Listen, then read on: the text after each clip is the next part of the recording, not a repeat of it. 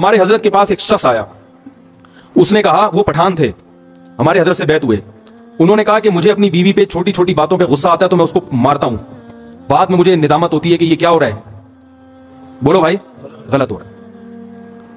لیکن اللہ کا خوف تھا نا, تو ان کو احساس ہو گیا کہ میں جو بیوی کو بلا وجہ مارتا ہوں, بلا وجہ کیا مارنا تو بہت سخت حالت میں اللہ نے اجازت دی ہے, بہت ہی کوئی معاملہ خراب ہو جائے تو ہاتھ اٹھانے کی اجازت دی ہے.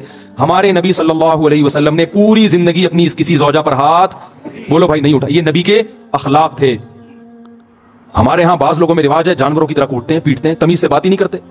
جب بات کریں گے, یعنی حضرت مفتی تقی عثمانی صاحب ایک بیان فرما رہے تھے کہ ایک شخص نے فرماتے ہیں مجھے بتایا میرے والد صاحب کو کہ میں جب گھر میں جاتا ہوں تو سب گھر والے ڈرنا شروع ہو جاتے ہیں, کانپنا شروع ہو جاتے ہیں. تو بڑے فخر سے بتا رہا تھا کہ میرا گھر میں اتنا روب ہے. فرمایا کہ یہ قابل تعریف نہیں ہے.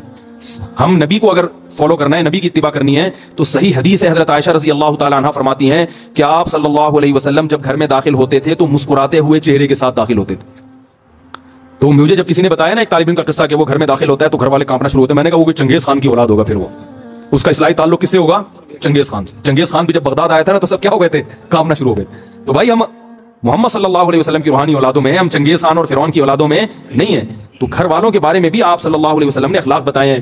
ہمارے ہاں جو طاقتور مرد ہوتا ہے وہ عورت کے حقوق پی جاتا ہے, وہ شریعت صرف عورت کے بارے میں جانتا ہے, اپنے بارے میں شریعت نہیں جانتا. کہ میں جو اتنا غصہ کر رہا ہوں بیوی کے اوپر, بلا وجہ بات بات پہ سختی کر رہا ہوں, کھانا تھوڑا دیر سے پک گیا تو اس کو مارنا شروع کر دیا, ڈانٹنا شروع کر دیا, تانے دینا شروع کر دیے, اس کے بارے میں بھی قیامت کے دن مجھ سے سوال ہوگا. ایک میں واقعہ سناتا ہوں پھر اپنی بات کو ختم کرتا ہوں. دیکھو, ایک صحابی نے اپنی ایک باندی تھی, عبداللہ ابن رواحہ رضی اللہ تعالیٰ عنہ, بڑے مجاہد صحابی تھے. عبداللہ ابن رواحہ بڑے مجاہد صحابی تھے. ان کی ایک باندی تھی, وہ باندی بکریاں چرایا کرتی تھی, ریوڑ لے کے جایا کرتی تھی.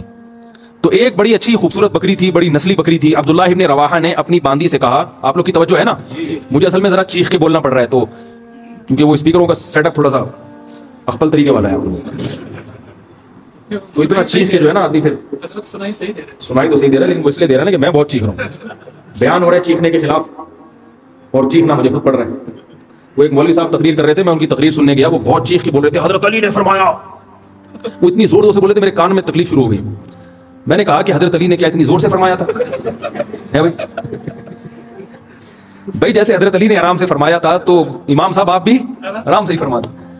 تو آرام سے ہی بات کرنی چاہیے نا, چیخنا چلانا یہ شریعت میں پسندیدہ کام نہیں ہے. لیکن لاؤڈ اسپیکر ہی وہ آپ لوگوں کو شاید اتنا اندازہ نہ ہو سسٹم کا, تو اس لیے مجھے چیخنا پڑ رہا ہے بہت زیادہ. تو میں واقعہ سنا رہا تھا کہ بھائی دیکھو, ہمیں اپنے اخلاق بھی عورتوں کے ساتھ, جو گھروں میں خواتین ہیں نا, اس میں چنگیز خان بننے کی اجازت. میں آپ کو ایک بات بتاؤں, اگر ناراض نہ ہو, کراچی اور پنجاب میں مردوں کی شکایتیں آتی ہیں کہ بیویاں ظلم کرتی ہیں, اور بلوچستان اور کوئٹہ اور کے پی کے سے خواتین کی شکایتیں آتی ہیں کہ مرد ظلم کرتے ہیں. ہو سکتا ہے یہ غلط ہو, رپورٹ غلط ہو, لیکن کچھ تو حقیقت ہوگی نا اس میں, کیونکہ یہاں مردوں کی حکومت ہے اور اللہ کا بڑا فضل ہے, اس پہ اللہ کا شکر ادا کرنا چاہیے. لیکن مرد کے جہاں روب ہوگا تو مرد اس روب سے ناجائز فائدہ اٹھانا شروع کر دیتا, ناجائز فائدہ اٹھانا شروع. تو حضرت حکیم الامہ مولانا شرف علی تھانوی رحمہ اللہ تعالی نے لکھا ہے کہ مسلمان عورت کی یہ سب سے بڑی خوبی ہے کہ وہ جب اس کی شادی ہوتی ہے تو اپنے مرد کے علاوہ اس کی توجہ کسی اور کی طرف نہیں ہوتی. فرمایا یہ اتنی بڑی خوبی ہے کہ اس خوبی کے ہوتے ہوئے بیوی کی ہر خامی کو برداشت کر لو کہ یہ تمہاری ہے. جن لوگوں نے باہر ملکوں میں سفر کیا ہے نا, وہ یہ جانتے ہیں کہ وہاں عورت میں ہر خوبی ہے, مگر اس کے بارے میں یہ بھروسہ نہیں ہوتا کہ یہ صرف میری ہے یا میرے علاوہ اس کی کسی اور کی طرف بھی رغبت ہے. یہ بہت بڑا عیب ہے. تو مسلمان عورت میں اب تک الحمدللہ خیر غالب ہے, وفا کرتی ہے اپنے شوہر کے ساتھ, شوہر کو فالج ہو جائے علاج کرے گی اس کا, بھاگے گی نہیں وہاں سے. باقی آپ ذرا جائیں نا دنیا میں سفر کریں تو میاں جب تک کما رہا ہے, صحت اچھی ہے تو میاں ہے, ذرا سا مسئلہ خراب ہوا عدالت سے طلاق لی اور کسی اور سے شادی کر لی. ہمارے ہاں خاندانوں میں جب نکاح ہوتا ہے تو زندگی بھر کے لیے ہوتا ہے, جب تک کوئی بہت سخت مشکل نہ ہو طلاق کی طرف نہیں جاتے. تو یہ بہت بڑی خوبی ہے. تو کے پی کے سے اور بلوچستان سے جو شکایتیں آتی ہیں اس میں مردوں کی سختی کی شکایتیں آتی ہیں کہ مرد عورتوں پہ بولو بھائی ہاتھ اٹھاتے ہیں, چھوٹی چھوٹی باتوں پہ مارتے ہیں, تانے دیتے ہیں. آپ لوگ کے علاوہ کی بات کر رہا ہوں, آپ لوگ ناراض نہ ہو, آپ لوگ کے علاوہ جتنے مرد ہیں جو میرا بیان نہیں سن رہے ان کی بات کر رہا ہوں کہ وہ بیویوں کو مارتے پیٹتے بھی ہیں, بلا وجہ چھوٹی چھوٹی باتوں پہ ڈانٹتے بھی ہیں, اور معذرت کے ساتھ اس میں دیندار اور بے دین سب برابر ہیں. وہ سمجھتے ہیں ہماری غیرت, ہم نے بیوی کو جو ہے نا دبا کے رکھا ہوا ہے, صحیح ہے نا, جب چاہے تھپڑ مار دیں کچھ نہیں کر سکتی. یہ غیرت نہیں ہے, یہ بد اخلاقی ہے. سب سے زیادہ روب محمد صلی اللہ علیہ وسلم کا تھا گھر میں, اور سب سے بڑا حق کس کا تھا؟ محمد صلی اللہ علیہ وسلم کا.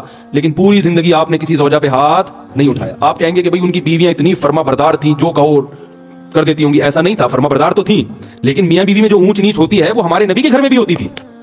सही हदीस में है कि एक मरतबा आप सल्लल्लाहु अलैहि वसल्लम अपनी बीवियों से नाराज होकर 1 महीने के लिए घर से बाहर चले गए, क्योंकि जब मियां बीवी का रिश्ता होता है तो पैगंबर का और उम्मती का रिश्ता अलग है और शौहर बीवी का रिश्ता अलग है। और अल्लाह ने आपके घर में ये वाकयात इसलिए होने दिए ताकि उम्मत को सबक मिले कि भाई इख्तलाफ के वक्त क्या करना है। तो कितना परेशान हुए होंगे कि 1 महीने के लिए घर से गायब हो गए, फरमाया मैं नहीं आऊंगा करीब किसी के। और जब 29 तारीख हुई है ना तो घर चले गए। साहबा ने कहा या रसूलल्लाह, 30 दिन पूरे नहीं हुए। आपने फरमाया महीना 29 का था।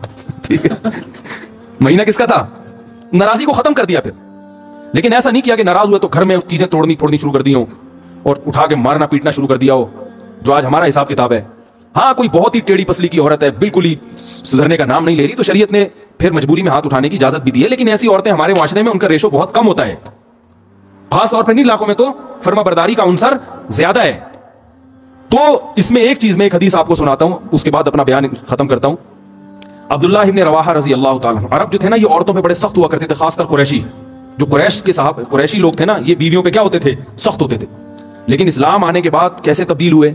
अब्दुल्लाह इब्न रवाहा रजी अल्लाह ताला अन्हु ने नबी वो अपनी बांदी से कहा कि मेरी इस बकरी की खास तौर पर तुमने क्या करनी है? हिफाजत करनी है। तो अल्लाह की कुदरत कि वो भेड़िया आया और उस बकरी को खा गया। अब्दुल्लाह इब्न रवाहा का गुस्सा आया और उन्हें एक थप्पड़ लगा दिया बांदी के। सिर्फ एक थप्पड़ मारा है, बीवी के नहीं, बल्कि हालांकि बांदी का दर्जा बीवी से, बांदी तो नौकर होती है ना, गुलाम है, लौंडी है, उसका वो मकाम थोड़ी है जो बीवी का है। एक थप्पड़ लगा दिया। अब्दुल्लाह इब्न रवाहा रजी अल्लाह ताला अन्हु चूंकि मुसलमान हो चुके थे ना, जमाना जाहिलियत में तो होते तो 20-30 थप्पड़ मार देते कि भाई इसने गलती की है।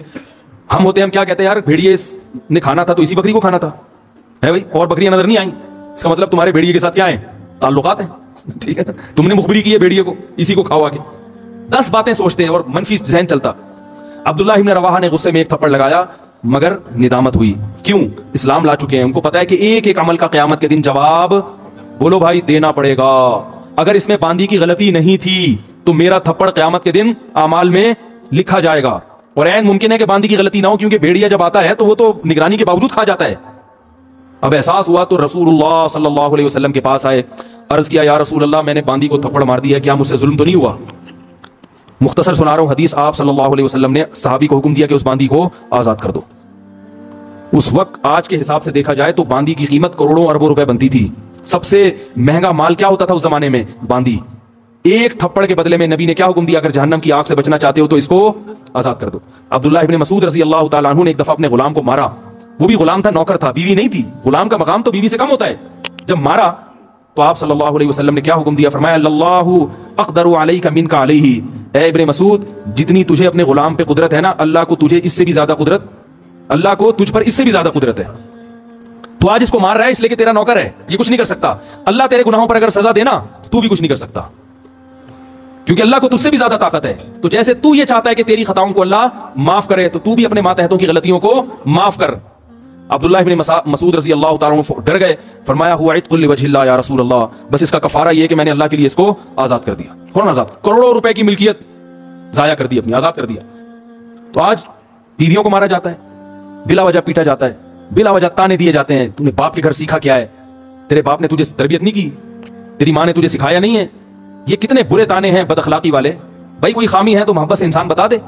हमारे यहाँ इस्लाह का उनसर कम होता है, ताने देने का उनसर, बोलो भाई, ज्यादा होता है। तो भाई ये अगर आप इस तरह से करेंगे तो कल क़यामत के दिन इसका जवाब अल्लाह को, बोलो भाई, देना पड़ेगा।